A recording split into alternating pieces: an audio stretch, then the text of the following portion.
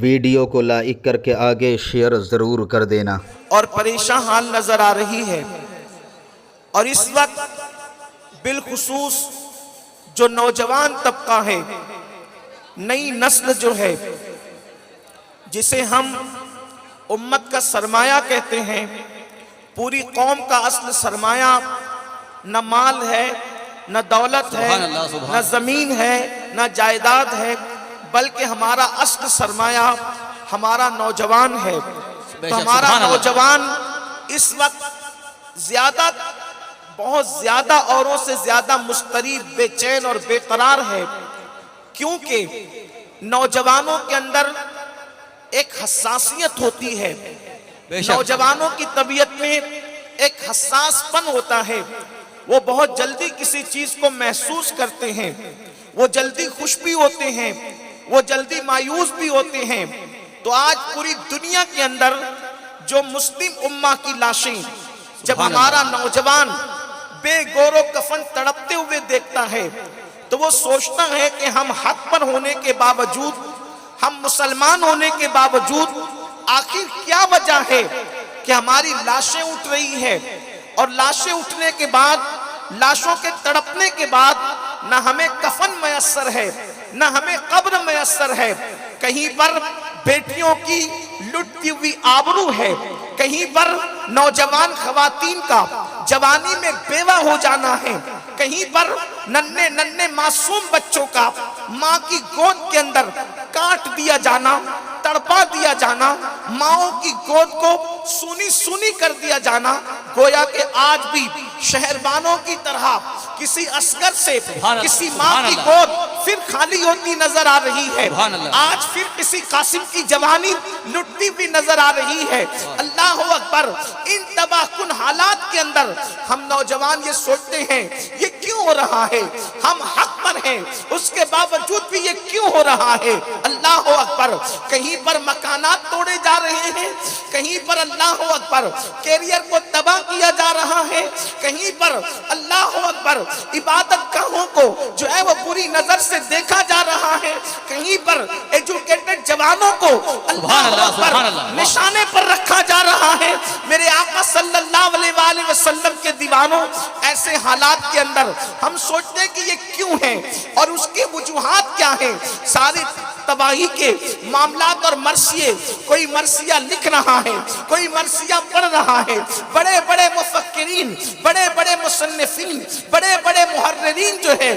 اپنی افکار و نظریات کو درد بھرے پیرائی کے اندر جو ہے وہ کوئی جو ہے اللہ اکبر اخبار میں چھاپ رہا ہے، کوئی واٹس ایپ پر شائع کر رہا ہے، مگر یاد رکھنا اگر انسان بیماری کا ڈھنڈورا پیٹتے رہا کہ میں بیمار ہوں، میں بیمار ہوں، میں بیمار ہوں، تو اس کا کبھی علاج نہیں ہو سکتا۔ پہلی چیز تو یہ، اگر آپ بیماری سے نجات چاہتے ہیں تو آپ کو یہ چاہیے کہ پہلے آپ معلوم کریں کہ آپ کو بیماری کیا ہے، اور اس کے بعد پھر آپ کو یہ معلوم کرنا ہوگا اس بیماری کا علاج کیا ہے، اس کی دوا کیا ہے۔ بیماری معلوم کرو، پھر اس کے بعد اس کا علاج پتا کرو، اور جب دو چیزیں پتا چل جائے تو پھر اس کا علاج کرنے کی کوشش کرو۔ بیماری تو ہمیں پتا چل گئی، ٹوٹتے ہوئے مکانات، لٹتی ہوئی جوانی، لٹتی ہوئی آبرو، مرتد ہوتی ہوئی بہنیں، یہ سارے حالات، اور ننھے بچوں کا ماؤں کی گود میں دم توڑنا،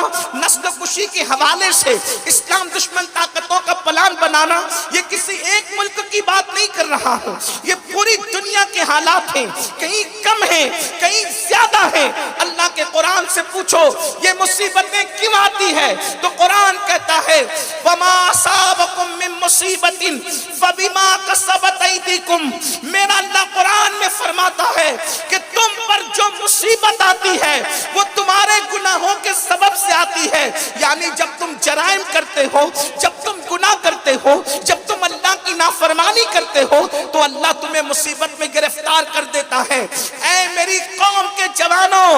اگر اپنی قوم کو تباہی سے بچانا ہے، اپنی قوم کو بربادی बर्बादी से बचाना है, अपनी कौम को मुश्किलात से बचाना है, तो गुनाहों से अपने रिश्ते को तोड़ लो, गुनाहों से हिजरत कर जाओ, गुनाहों से सच्ची तौबा कर लो। क्योंकि मेरा अल्लाह कुरान में फरमाता है, जब कुरान को मानकर मुसलमान हो और कुरान पर ईमान ला करके ईमान वाले कहलाते हो, तो आप मुझे बताओ, अल्लाह अकबर, कुरान कह चुका कि जो भी तुम पर मुसीबत आती है वो तुम्हारे गुनाहों के सबब से आती है। इसकी तफसीर में आया है, अल्लाह के रसूल सल्लल्लाहु अलैहि वसल्लम फरमाते हैं कि मुसलमान को कांटा भी नहीं चुभता मगर उसके गुनाह की वजह से चुभता है। यानी अगर मुसलमान गुनाह करना छोड़ दे तो उसको कभी कांटा भी नहीं चुभेगा। आइए मैं आपको बताऊं, कत्ले आम क्यों होता है, शिकस्तें क्यों होती है, तबाही क्यों होती है। अब बहुत तवज्जो के साथ सुनना, इसलिए कि गुफ्तगू ज्यादा देर शायद ना हो सके,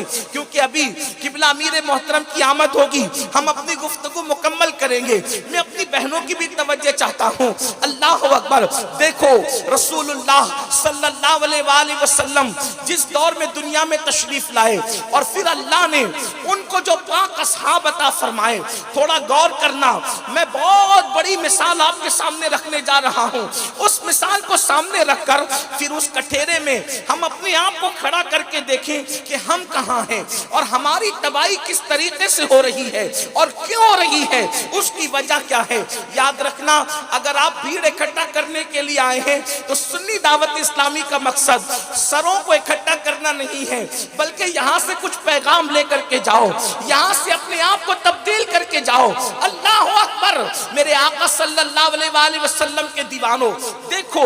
इंसान जैसा होता है उसको वैसे ही जमाने में पैदा किया जाता है और उसके बाद फिर उसको वो जैसा होता है उसको वैसे ही दोस्त दिए जाते हैं। अब आप देखें, अल्लाह तबारक व तआला ने सबसे बेहतरीन जमाने में सबसे बेहतरीन हस्ती को यानी मोहम्मदुर रसूलुल्लाह को पैदा फरमाया। हुजूर के जमाने से बेहतर कोई जमाना नहीं, तो सबसे बेहतरीन हस्ती को सबसे बेहतरीन जमाने में पैदा किया और फिर सबसे बेहतरीन असहाब अगर किसी को अता किए तो मोहम्मदुर रसूलुल्लाह को अता किए। किसी नबी को वो असहाब नहीं दिए जो असहाब अल्लाह ने मुस्तफा जाने रहमत को अता फरमाया। अब हम ये कह सकते हैं कि जैसे पूरी मखलूक के अंदर हमारे नबी बेमिसल बेमिसाल है, वैसे मेरे नबी के सहाबी हर एक के सहाबा में बेमिसल बेमिसाल है। नारे तकबीर, नारे रिसालत, उलमाए अहले सुन्नत,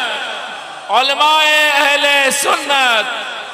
सैयद अमीरुल कादिर साहब, इस तमहीद को आप अपनी निगाह में और अपने ज़हन में रखना, आगे आपको बात समझ में आएगी मैं कहना क्या चाहता हूं। अल्लाह के रसूल के असहाब हर एक के साथियों में बेमिसल बेमिसाल। अगर रूए जमीन पर आपको किसी के मुतालिक कहना है कि ये शख्स जहन्नम से बचा हुआ है, जहन्नम से महफूज है, अगर किसी के बारे में आप कहना चाहते हैं तो बेधड़क ये बात आप रसूलुल्लाह के असहाब के बारे में कह दीजिए, क्योंकि मेरे नबी ने फरमाया